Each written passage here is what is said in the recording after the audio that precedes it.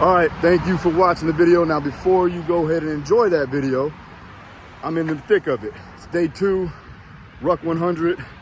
Got my guys with me. Got Sully here, Ben here, military veterans. Thank you for your service, gentlemen. And yeah, day 2. We're on our path to 100 miles. I got about 26 miles in. So this video here is in preparation for what I'm doing right now. So enjoy the video, but most importantly, if you want to support our veterans through Team RWB, donations page is down below in the description.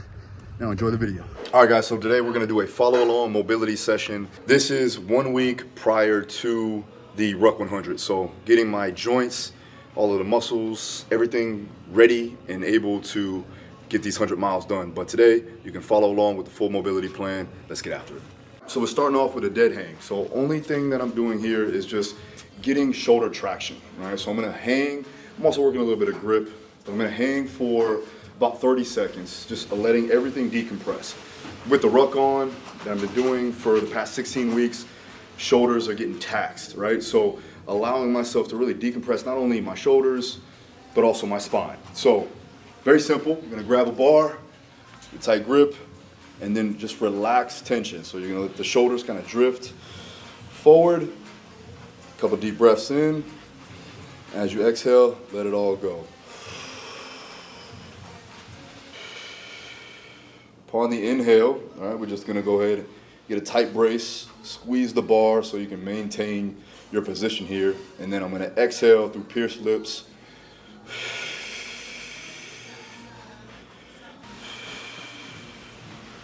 Oh, all right, just got taller. All right, so I got the reverse hyper. Again, we're going to decompress the spine, working the lower back here. So I got the reverse hyper. All I'm gonna do is lay over the top. I'm gonna grab the handles and I'll let my legs kind of just basically hang down, all right?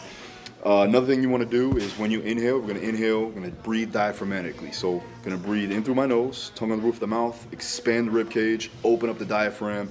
As I exhale through pierced lips, I'm gonna go ahead and try to drive my legs underneath the pad, using my abs, but again, still decompressing the spine. So it looks like this. Long, from here, big inhale.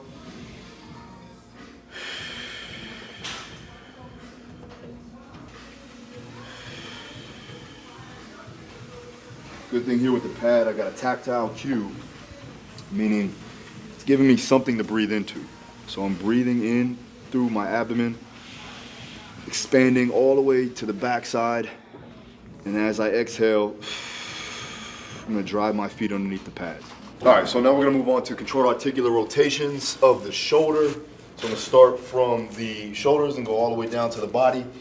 With controlled articular rotations, right, we're just basically flossing out the joint capsule, creating more space, or at least getting to the space that you actually have with full force. So my goal when I do these rotations is to get to the end range actively, not passively.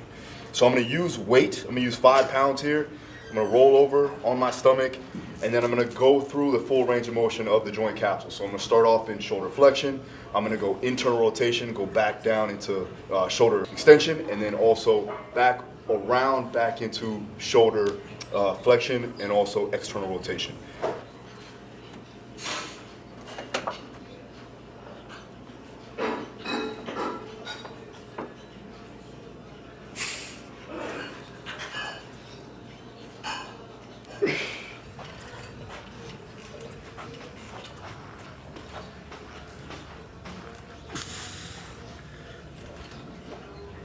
As I'm going through the range of motion, still have to activate the muscles that support the joint. So there's a lot of things happening here.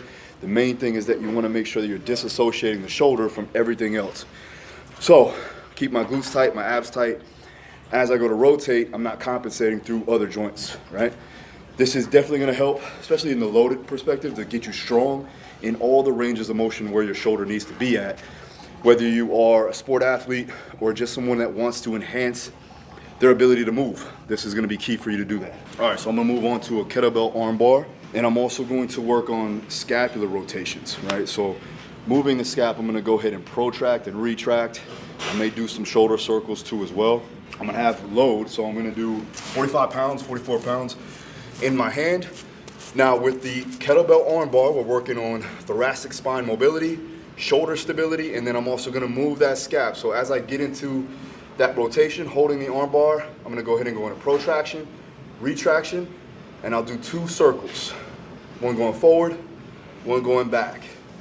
Come back down, press, push, retract, push, retract. 2 reps, 2 rotations, and that's 1 total set. And I'll do the other side, same thing. I'm gonna turn on my side, pull it in close to my body, bring it to my chest.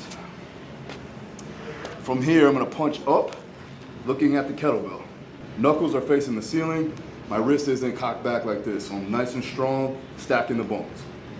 From here, I'm gonna take this hand, I'm gonna reach back behind me, then I'm gonna go ahead and rotate. I'm gonna reach with this hand, with the kettlebell, reach up, use my obliques, turn my top hand over, bring the knee over my other leg, drive my hip into the ground. Keep walking back this hand as far as I can to get more expansion. From there, I have the kettlebell in hand. I'm gonna protract, retract, protract, retract. From there, I'll get my circles, nice and smooth, as much as I can.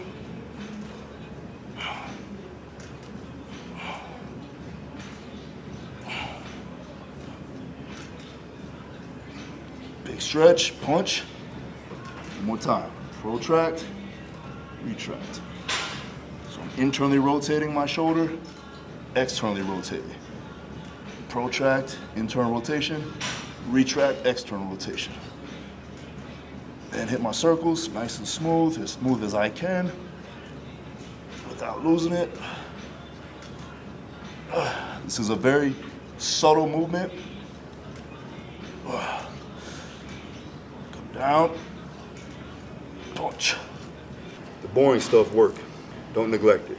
Biggest problem that a lot of people have nowadays is they want the big lifts. They want to see explosive actions, which are good, but none of that is possible if you don't have the proper joint prerequisites. So try to improve on your joint capacity, on your ability to move with load and without load, and that way you can enhance those other capabilities of you being explosive and strong. Also gives you more endurance and sets the baseline for your capabilities of being an athlete.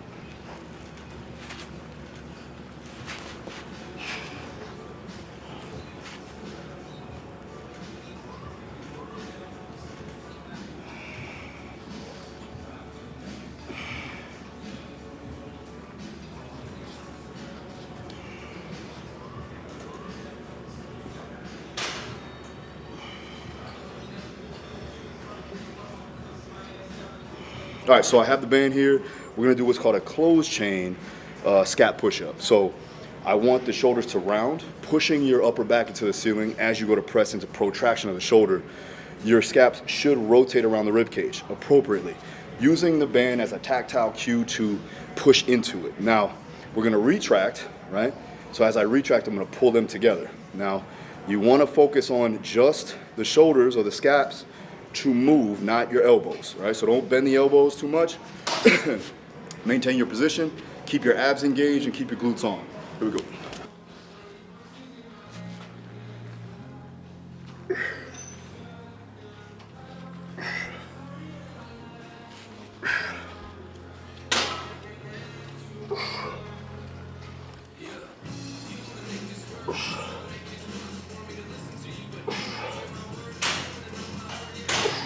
For this next series, now we're gonna go still keeping with the upper body. I'm gonna go overcoming and yielding isometrics in the end range, or the most lengthened phase of the range. So we're gonna work first shoulder extension. So I'm gonna take the dumbbells, go in that prone position. Palms are gonna be face down, right? I'm gonna drive my arms off of the ground, getting in full shoulder extension, working all the muscles back there, the posterior chain, upper posterior chain. We're gonna hold for 15 seconds. So it's a 15-second count. Hold, relax, hold 15 seconds, relax. So it's 2 sets of 15 seconds. Then immediately after that, we're gonna go into overcoming isometrics. So I'm gonna use the band, driving into the bands in shoulder extension. Same concept, 15 seconds, come back, still keeping tension, and then stretching it back out, but pushing into the band. Again, This is going to help with sarcomyogenesis, all right? So we're building those fibers, those contractile units of the muscle fiber. We're enhancing that. We're getting stronger in those end ranges, and we're improving on our ability to produce force in those end, deep and lengthened phases.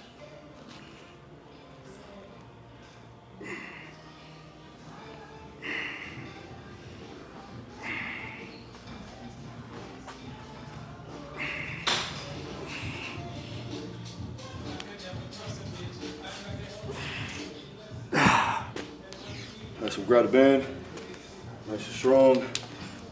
Go all the way, deep stretch, pull, and then get a deeper stretch and hold. Drive into the band.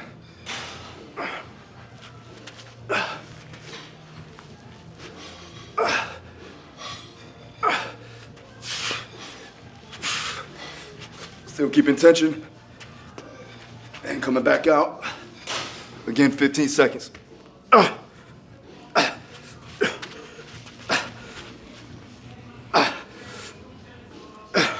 Activate the muscles that go into extension. So those muscles are being contracted, allowing you to get more range. So as I contract into the bands, it's creating tension, right?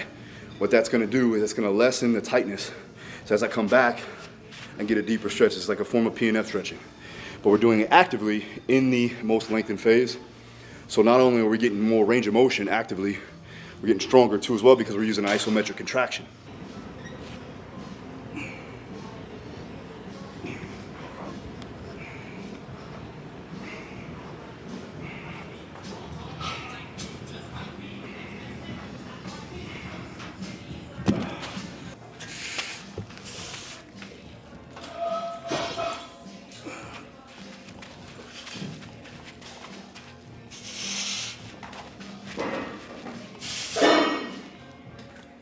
All right, so as you see, I got the bands here. Now I'm working on creating tension with the agonist muscle that helps with shoulder extension. So I'm using the band, I'm gonna go ahead and create tension. I'm putting pressure into the band, non-stop isometric tension. From there, as I walk back, I'm still giving it tension. I'm not just staying and hanging out there, creating like passive range of motion. I'm still working actively, driving pressure into the band, keeping that tension on. And then as I go back, I'm just getting deeper into a stretch, but still maintaining as much pressure as possible. All right, so we went shoulder extension, now we're gonna go shoulder flexion.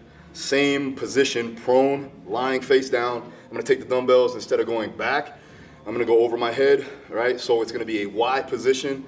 What I'm gonna do is I'm gonna take my hands, keep my palms down, and then reach up and just try to maintain that isometric tension. This is gonna be a form of yielding isometric, so an eccentric isometric, and then I'm gonna go into concentric isometrics, meaning pressing down. So I'm just gonna get more of an expanded or extended plank position. I'm gonna drive my hands into the ground, working all the interior muscles that help with the stretch of the shoulder flexion.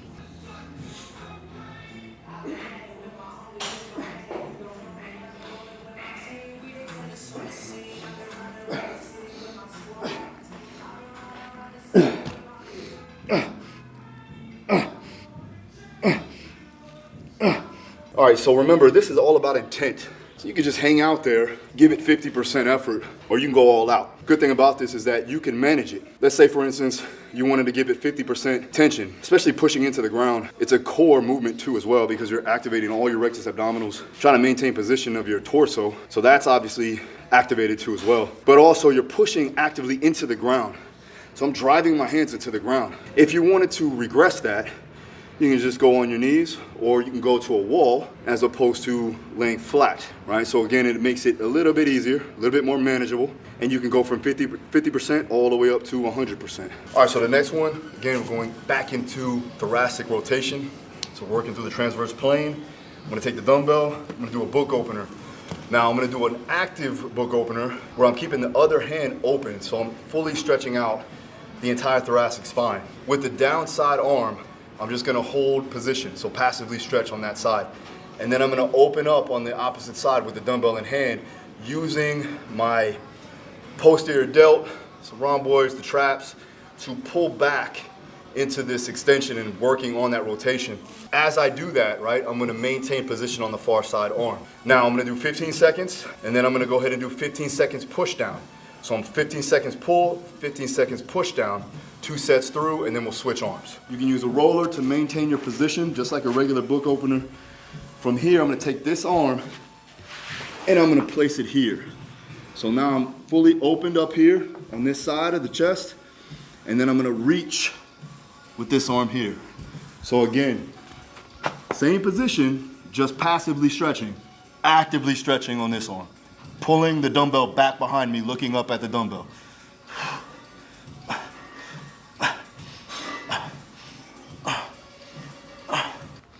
Good. Now I'm gonna place it down. I'm gonna open the hand, but push down on this side.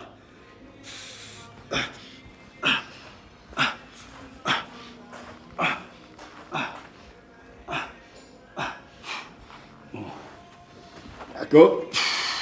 Squeeze. Passively stretch this hand, open up with a dumbbell.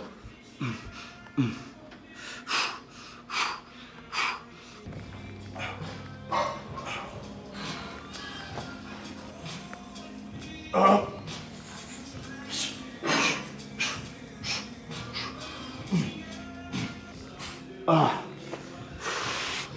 couple of book opener stretches here. You do it right, you feel it in your internal and external obliques, really working the transverse plane, right? So you're working through rotation. Oblique sling is gonna be fired up, so the posterior oblique sling. And again, disassociating the T-spine from the lumbar spine and from the hips. I have better rotation on this side, and that is because of years of fighting in a bladed position. So what I need to do is, one, still maintain this rotation, but enhance the other side of rotation. This is why every training session also needs to be an assessment process. So when you're doing these things, take mental note, watch your videos back if you are videotaping yourself, and doing it for educational purposes, not just to put it out there on content, but to really find the details. And so that way, you can utilize different tools, right? When I mean tools is exercises, certain mobility correctives that can enhance your full body range of motion and your symmetry. The body's never gonna be totally symmetrical, but you can get as close to it as possible. And that's the goal if you're trying to be a fully well-rounded athlete that has better athletic movement capabilities. Yep. All right, so moving on to the lower body. So first thing I'm gonna do, I wanna sit into a passive squat. So I'm gonna use the band to get hip traction. Right, it's a distraction mechanism. And what we're gonna do is keep this band high up, proximal to the joint, right? So all up in your crotch, all right? Have fun with that. All right, so we're gonna take the kettlebell, right? In that goblet squat position or front rack position. And then I'm gonna go ahead and sit down deep into the squat, push the knees out, right? Using my glutes to push the knees out, right? I'm gonna try to sit down as deep as possible. And then I'm gonna shift from side to side, driving the knees over the toes, right? Working dorsiflexion, right? Again, working on external rotation here of the hips, keeping the chest as upright as possible, allowing myself to sit down deep into the squat. Again, if you don't have that range of motion, obviously you want to lessen up the weight, but I would also place your heels on a wedge or on certain plates to make sure you maintain that 3 points of contact on the ground or on the plate to the ground. But again, you don't want to be hovering the heels off the ground, so make sure you're sitting back, chest is tall, again, shifting from side to side. We're going to hold this for about 30 seconds. What I like to do is, again, shift from side to side, but also sit my hips back and then sit down deeper into the position. Then as I do that, I'm pushing my legs out. You can push a little bit with your elbows, but mainly with your glutes. All right, so now we're going to go ahead and get down, sit into that deep squat position. And we're just gonna work internal rotation. All right, so we're gonna sit down deep, full squat, now that we have the range of motion. Sit down, hold position, right? Make sure your torso's upright. Then from there, I'm gonna go ahead, rotate, internally rotate, hold, come back out, switch to the other side. Pivoting off the foot, maintaining this low position. I want the knee off the ground, try not to rest here. Knee off the ground so you're still maintaining tension. Come back out. Internal rotation, come back out. Try to keep your chest as forward as possible, not turning all the way. So I'm here. All right, so now we're just gonna work on controlling our body in space. Gonna hit a Cossack squat, so I'm gonna go ahead and get a lateral lunge, sit down deep into the lunge, external rotation on the trail leg. So I'm gonna lift the toes up, turn the toes completely in, internally rotate the leg, then switch over to a deep lunge position, drive the knee over the toe. So we're gonna go ATG split squat, pull it back in with a hip shift, then back into the Cossack position, drive up. So it looks like this, getting nice and wide, right? We're gonna go ahead, sit deep down into the position, hold, open, toes open, close, turn, stay low, hold position. Drive the knee over the toe, squeeze the glute on the backside leg, hold that position. Then we're gonna go ahead, hip back. So adductor, draw back, shift, sit, drive up. Boom, that's one. Boom. Open, close, rotate, hold, drive, sit, open, push. Goal is to be fluent in these deep end ranges. When I sit back, I'm loading the hip, not shooting the knee out to the side on the Cossack squat, still maintaining a good position on my torso. I'm opening up the far side leg, closing it down, internally rotating and shifting my whole body towards the lateral side.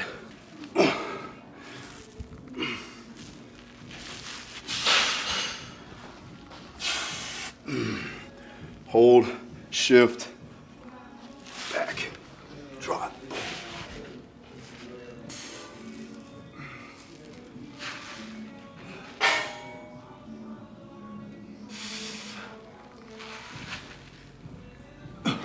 All right, so now we're gonna move dynamically, but I'm also gonna go from passive to active range. So I'm gonna pull passively, so knee pull up, squeeze the glute on the downside leg, keep chest tall, pull the knee underneath the knee, because I wanna keep 90-degree position on my knee here. I'm gonna hold with dorsiflexion, squeeze the glute, then let off and stay in this position. What I don't wanna see is going into passive, and then as I drop, I lose that range of motion. So passive, active, hold. So I'm using the hip flexors, quads to maintain the position, all while I'm still maintaining a lengthened femur, glute squeeze, hip extension, right? So here, open, hold, 3 points of contact on the down leg, hold.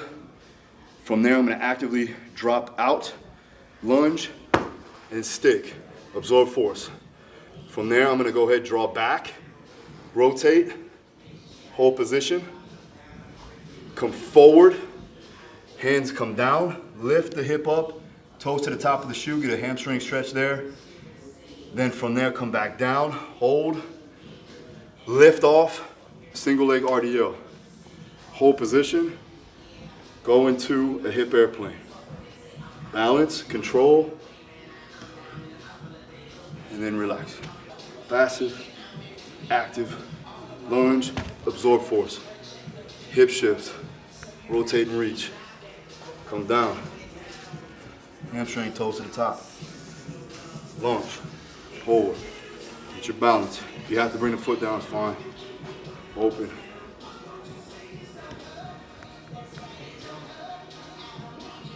Close. Lock it in. So on a down leg, when you're doing your hip airplane, you don't want to see your knee collapse in. It's called valgus, right? So we don't want any valgus of the knee. Keep your leg locked in place. So keep your foot engaged. That's your support system. Create an arch with your foot. So you're gonna grab the ground and create external torque, right? External torque, internal torque. We're creating external torque to maintain that arch of the foot. Big toe pressure, little toe pressure, and keep the heel on the ground. That's gonna allow the femur to be in line without kicking forward and in. So we're gonna lock in place. As we go to externally rotate, that knee doesn't collapse.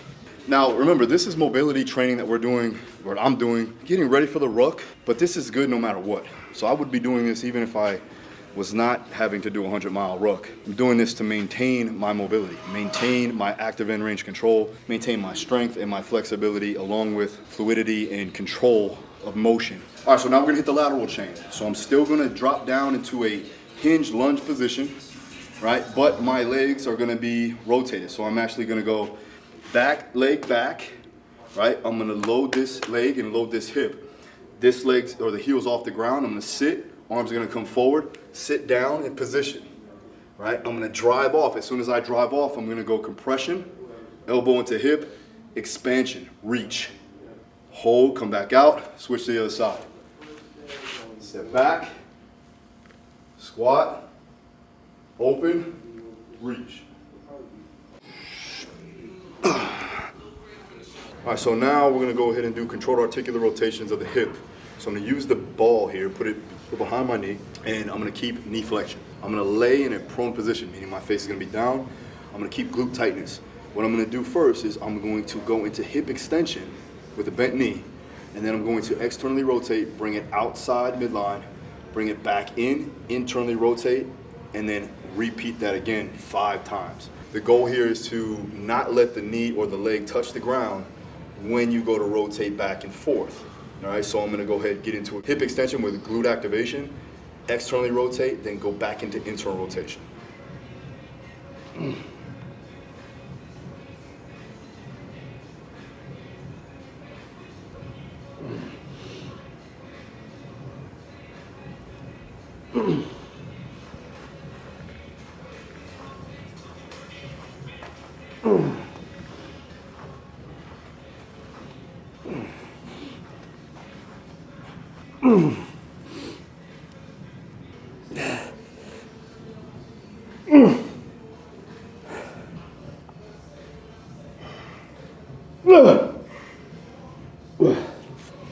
All right, so shin box, get up. All right, so now we're gonna go 90-90, external rotation, internal rotation. Goal here is to just maintain your position. You don't wanna fall down, right? So we wanna get upright as much as possible, and then from there, we're gonna use the hips, get up off the ground, squeeze the glutes, and then come back down slow. So it'll be here, you drive up, squeeze the glutes, come back down slow, controlled, tap, and then come back up.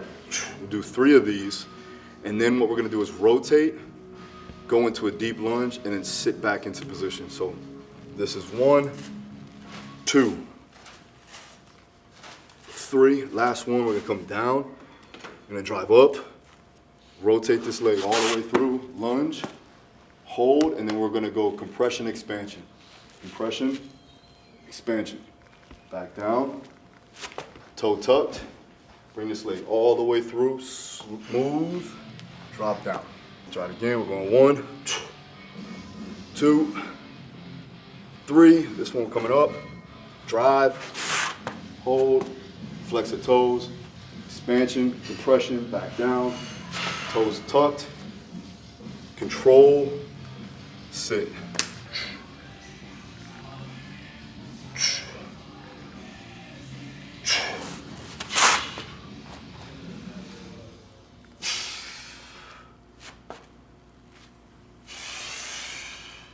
All right, so we got the reverse hyper here. Now we're gonna go into yielding and overcoming isometrics.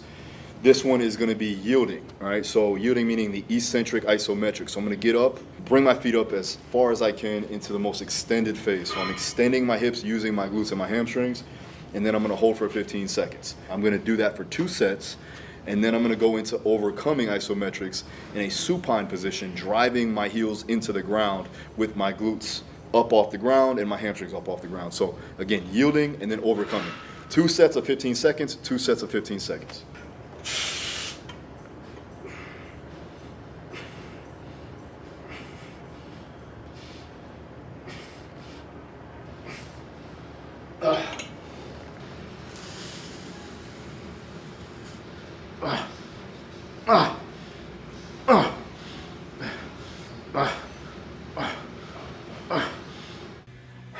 That's better. Let me see that face, facial expressions.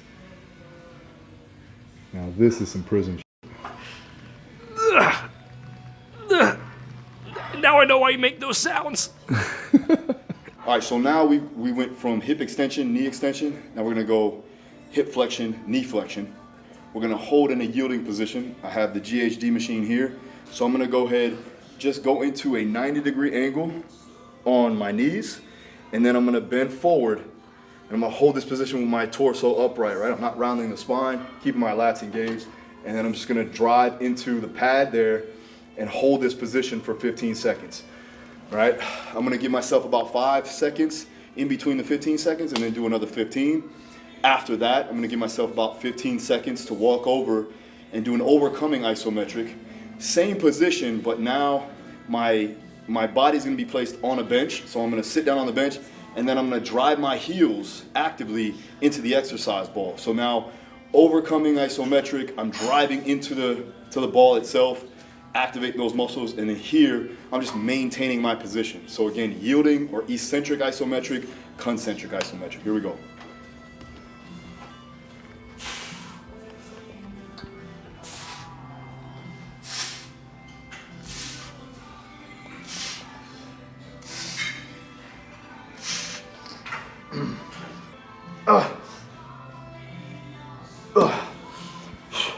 Chest up, pull.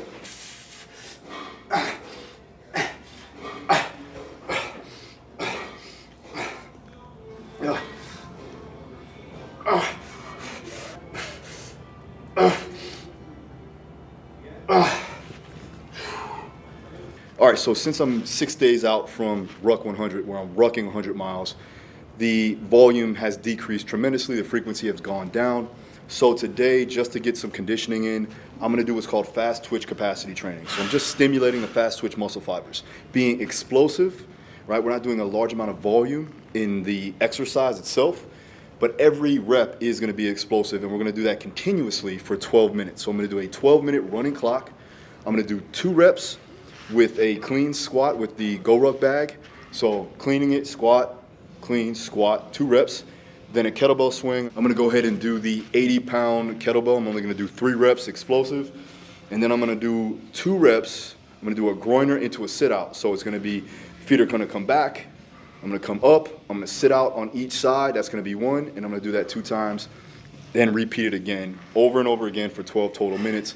The goal here is to still maintain my explosivity. So making sure that I'm still doing things fast, powerful, but I'm still activating and conditioning the fast twitch fibers. Let's get into it. 80-pound sandbag from Go Ruck, 80-pound kettlebell, and then also body weight on the groiner / sit outs. Which is what nowadays? 200 pounds.